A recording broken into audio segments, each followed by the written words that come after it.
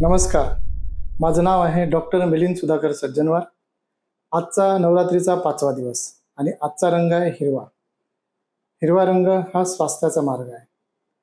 हिरवा रंग आपण बघतोय की निसर्गाचा आहे आणि निसर्ग आणि आपलं आरोग्य यामध्ये संतुलन ठेवणारा आयुर्वेद शास्त्र आहे. म्हणून आपलं शरीर जर हिरवं राहायचं असेल, म्हणजे टवटवीत राहायचं असेल, तारुण्य टिकवायचं असेल, आपली रोगप्रतिकार शक्ती टिकवायची असेल, तर आपल्याला आयुर्वेदाची कास धरणं फार गरजेची आहे. या ऋतूमध्ये आणि विशेषतः शरद ऋतूमध्ये आपल्याला आपल्या शरीरातून जेवढे काही दोष आहे, ज्याला आम्ही टॉक्सिन्स म्हणतो, आतड्यातील काही आजार असतील किंवा रक्तदोष आहे, पित्तदोष आहे, तर यातले सगळे टॉक्सिन काढण्यासाठी विरेचन नावाचं पंचकर्म या कालावधीमध्ये करणं फार श्रेयस्कर आहे.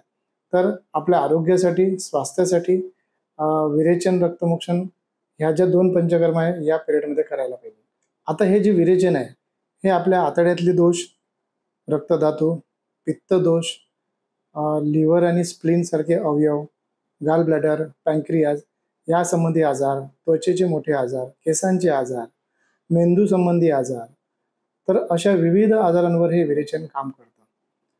काही रुग्णांमध्ये आम्ही रक्तमोक्षण नावाची पण ट्रीटमेंट करतो, ज्यांचा खूप सुंदर गुण आपल्याला वेगवेगळ्या व्याधींमध्ये दिसतो. तर या नवरात्रीच्या काळामध्ये प्रत्येकानेच पंचकर्माची कास धरा, आपले शरीर ताजंतवानं, स्वास्थ्य टिकून ठेवा. नवरात्रीच्या सगळ्यांना शुभेच्छा. पंचकर्मातील विरेचन, सर्वांग स्नेहन म्हणजे मालिश, सर्वांग स्वेदन म्हणजे वाफ देणे आणि रक्तमोक्षण ह्या सर्व पंचकर्माच्या क्रिया माऊली हॉस्पिटल, आर्नी रोड, यवतमाळ येथे उपलब्ध आहे.